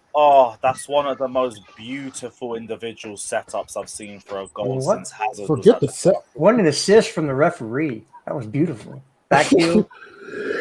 No, that was I'm watching Frankfurt and Stuttgart, and the ball hit the referee, but he like backheeled it right into the player's path, and he scored. Of course, he had to pull it back. But I was going to say, you not pull that shit back. That's he had to pull it back. That didn't happen. Did anybody else have a good game to you guys besides on the main three? The whole defense had a great game. Yeah, the back three and Mendy were brilliant. Kovacic, Lukaku. And when Jorginho came on, he was brilliant. He really solidified that midfield. And when Aspie came on, he really showed again how a wing-back position is supposed to be played, both defensively and offensively. I cannot believe he nutmegged who was a Tyrone Mings like it was Tyrone nothing. Mings, yes. And I was just like, why do people rate this guy? He is so bad. I don't understand it. That's Gareth Southgate. I think Silva had a great game too. To me. Oh yeah, Silva was amazing. He's always amazing. That white Mendy dot, you can always spot amazing. that white dot in the middle. That hair that he has. Yeah. White When dot. Jorginho comes on, it's like Twinkies. Which is easy. Hella easy for him. But That's the Lukaku, reason I need him on the team more. yeah, look, Havertz didn't play well. Ziyech, I thought for the most part, didn't play well. I'm saying in final and third, you expect more from him because we've seen what he can do. But in the final third, he was just, I don't know, he just wasn't on. His shots weren't good. His crossing wasn't good. You've got to do better again. Go ahead. To be fair, he did have some really good moments, but then they kept pulling him back. I think he was our most fouled player in that game. He would say the final third is right from Jester. He was kind of off, but he would play some passes to Marcos Alonso, but it's just Marcos Alonso's too exactly what I said. It's too slow. Any acceleration, but yeah, I don't know. He was off in the final third. I don't know if that's due to him just coming back in the team, but this is the problem with Ziyech. He gets a good run of form, or he's doing well, and then he gets injured. But we got to take into consideration Havertz. He looked so tired yesterday. I know that happens to everybody, but apparently he's been coming off the flu, so I can understand him being a bit off the pace if that was the case. Yeah, I didn't think he played well. Actually, I rated Ziyech a higher score than Havertz, just so people know. We got to give props to Tuchel though. I think Ziyech did a lot more in the game than Havertz, despite his end product just not being there. We already spoke about his off-the-ball movement. I do like what he was trying to do as well, even if it didn't come off, because at the very least he was more involved in the play. Havertz just kind of ghosted the entire first half. Didn't really do much until the second half. Oh, the guy trips over his own feet and then defender gets a yellow card. Big up Nim saying, Lewis, are there any Zenit tickets still selling? Not to my knowledge, but you're in my group chat anyway, so I'll drop you a message. Anthony saying, does Chalobah play against Zenit or Spurs? Probably Zenit. Not Spurs. Zenit, yeah. Zenit. Well, I think again you'll see some rotation there because you'll have AC will come back in, and he might come in for Rudiger just to give Rudiger a little bit of a breather. Because he can play that left side. We got to find somebody to play the left side. Do you guys think Lukaku should get a breather? Yeah. Lukaku. No. Well, we spoke about that, and I got overruled. Yeah. just by majority. But for me, I want to start him and make him one of our earliest subs off in the 50th, 60th minute. Isn't he struggling with that thigh injury? Nope. That did not happen. I got overruled on that. What? No, he didn't look like he was struggling in the game for me. I mean, that's the type of player he is, but I remember they joked. I think Dean Smith joked with him because he's our match winner, and Dean Smith was like, could you just hold up on that thigh injury a little bit more? He's like, nah, he was itching to play. So I think he's that type to play through injuries. You know how some players, they feel a niggle and they kind of pussy. I could say that on there. They I kind of have like confidence in a medical girl staff. out. But It's their he decision. looks like the type to play through pain. So I I think don't know. I think what also helped is the fact that he did not get the ball too much because Aston Villa was really pressing us. I did not see him most of that game, but when he got his chance, he did take it twice. He had only 2 chances. He scored both of them. That's what I was saying. Yeah. Also, can I just say real quick? I just seen something that just FSG out says, how do you concede the most shots and when you play a back five and 2 DMs? Liverpool fans, they don't stop. I fun Liverpool fans, bro. The reason why we had the most shots is because they were trying a bunch of pot shots out of nowhere the whole match. Exactly. I've been arguing with Liverpool fans, and I realized a lot of them are delusional. And I remember Klopp saying something about, I guess, like Shabby, some man, fans come are on. like, I don't know your age, bro, but how have you only just figured out now that Liverpool fans are fucking bro. Lampard summarized it, though. Because I'm not the type to be like arguing back and forth over the internet, but lately I've been getting in a few like little Big up, scraps, Charlie. and I'm just Come like, are these guys okay? No, have you watched them on the you know, I hate to plug other people's channels, but the Football Terrorists, they're doing the rankings. Yeah, and they're discounting trophies. Trophies don't mean anything. I think that's why you play the game. That they wouldn't have said that a year or two ago. Yeah, I'm gonna stop arguing with Liverpool fans. I just confirmed Yeah, it's it. not worth it. It's with Liverpool fans. They just go, No, hey, trophies matter. European Trophies stuff. matter in the Salah debate, but they don't matter in in the a Hazard debate. That's where it doesn't. Also, That's when they don't bring up trophies. The worst one I heard personally was when a Liverpool fan said Trent is the second best fullback in Premier League history already. Is it 1-0 leads? No. The game's not. The game hasn't started yet. I'm telling you now, Trent is not even top 5 in the league right now. That's what was argued. Games. You see, people Trent- forget that Trent, fullbacks yeah. supposed to be fullbacks should be rated on the defensive skills Exactly. before. Thank you. I'm like, you defender. Bro, You're not a. Plus, can I say that it was like they said, I've heard that Trent's you know, because he crosses in, he's you know, changed the way wing backs up. Gary Neville was doing that in the mid-90s, dude. He was doing it in the mid-90s. Danny Alves is doing it, yeah. Sorry, if that's all you need to be a fullback, then Ziyech should be our left wing back. All you need is to put a fucking cross in, then Ziyech should be our left wing back. Can I also just say, right? Ashley Cole's a better fullback. Brian Shevovanovic is a better fullback. I think Aspie is going to have a way better career than Trent. That has Already has, yeah. Who else? Reece James. Reece James. 100%. So that's 5. Who's number 6? Soufal's better than him. Oh, that's. Ooh. Yes, Lewis. What are you saying? You good? Oh, it's gonna get real. Yeah, now. It's gonna get real. I think AWB is also better. Hi, darling. That I can't get behind. Wan-Bissaka. Nah, I don't think so. I think all Wan-Bissaka do is just tackle. Just a good one-on-one tackler. I've always been coached. If you have to defend and you have to slide tackle, you already lost as a defender. Yeah, was it Are we Maldini? talking about the fact that Man U are celebrating beating Newcastle? Congratulations, hon. They should have beaten them anyway. Like, let's not big them up. Yeah, they beat them 5-1 last year without Ronaldo. And congratulations, well done. You should be beating Newcastle. We're all celebrating them with Ronaldo. Like, oh, we've got Ronaldo. We beat them. You should be beating Newcastle anyway, hon. Let's not even talk about Norwich and Arsenal. Let's not even talk about Norwich and Arsenal because Arsenal should be beating Norwich and they struggled anyway. So let's not go there.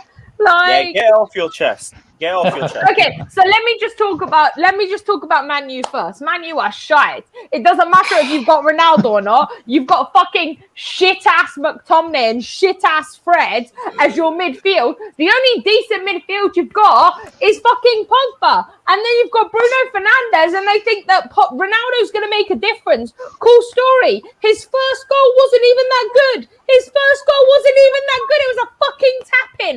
If he'd have missed that, people would be comparing him to Timo Werner. So let's not go there about Ronaldo right now. Let's also not go there about the fact that Man U should actually be beating Newcastle. It's not that fucking hard to do. We proved that last season, you know, when we won the Champions League, you know, when we beat Pep Guardiola. I don't know if anyone remembers that. When Man U handed Villarreal their first ever trophy in 131 years, but we all forgot that too, you know. Oh, and also the fact that Arsenal are fucking getting relegated this season. They're shit. They're shit. They're shit. I don't even have any words for Arsenal, but they're shit. Like, they beat You don't really Norwich. need any other words, to be fair. No. I could. Yeah, I mean, there is no other words. There's no other. Yeah, you see, London is blue. London will always be blue. Spurs are shit. Spurs thinking they've won the first 3 games. Hun, wait until you get till the end of the season when Spurs are like, don't even meant the Conference League. And I mean, to be fair, it was close between Arsenal and Spurs last season. Let's be real.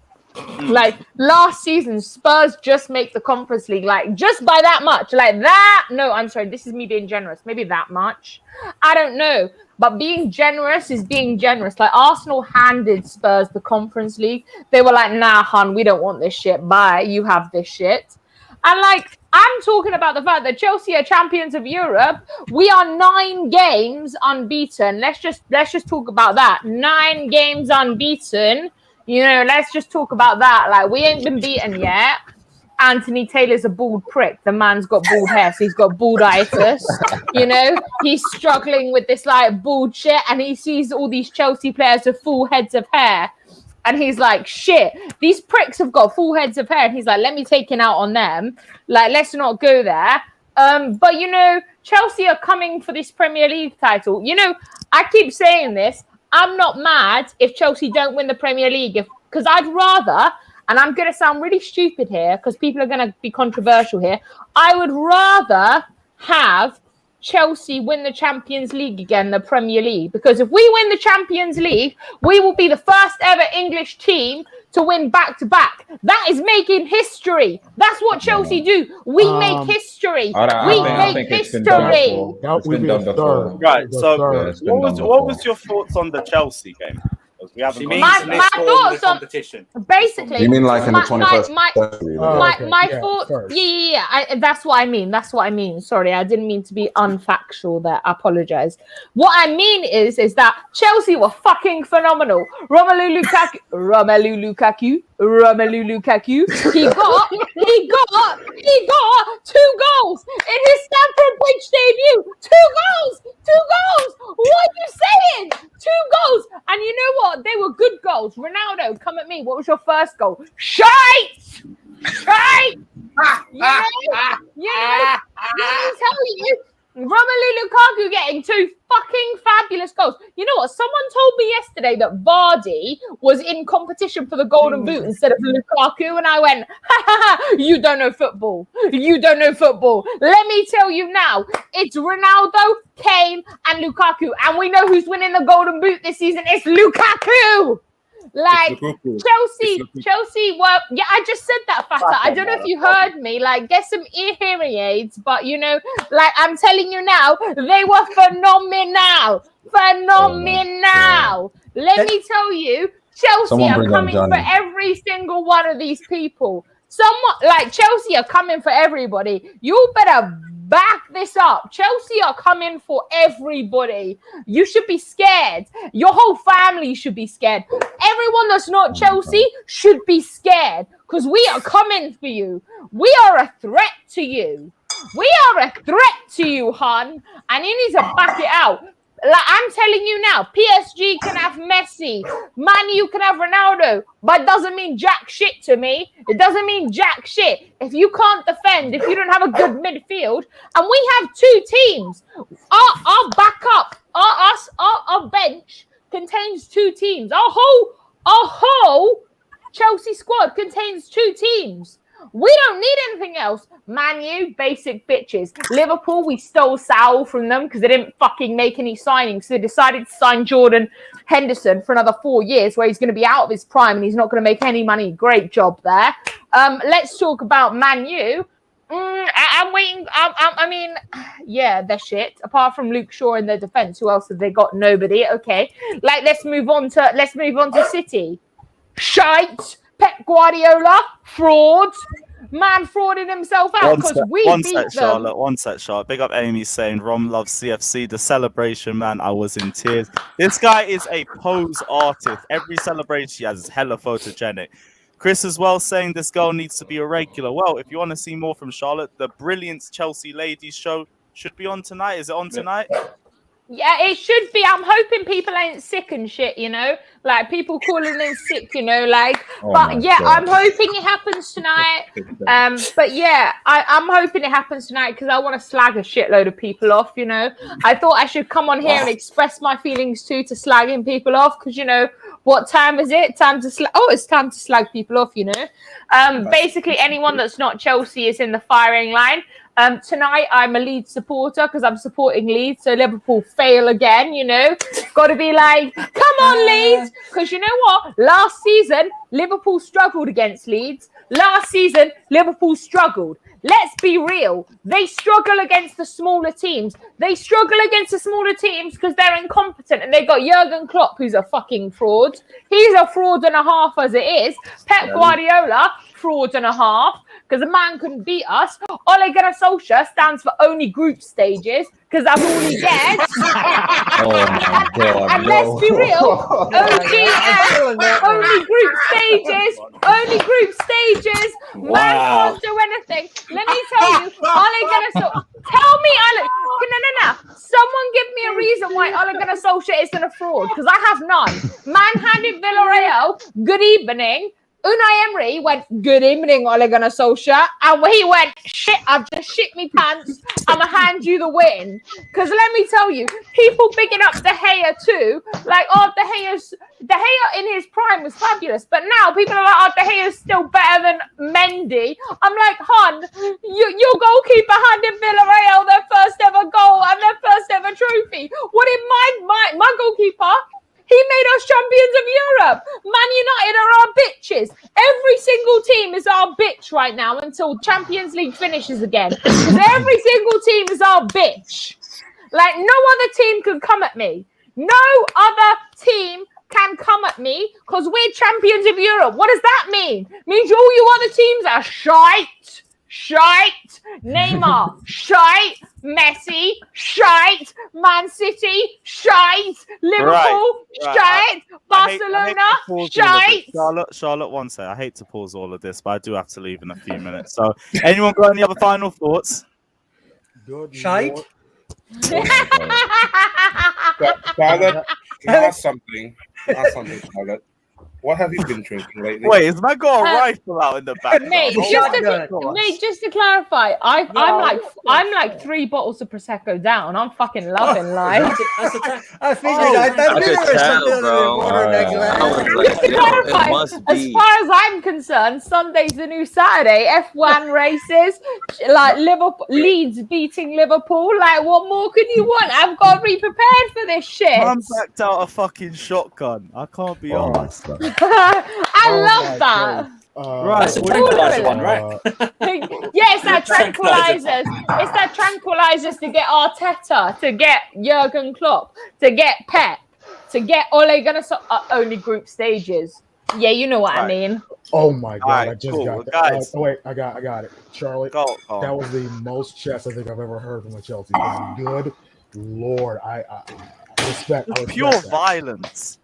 Just Lewis, why do you expect anything less from me? You're acting shocked, like you're like, oh, I've never seen Charlotte like this before. Don't act like you've not seen me before. Like you have.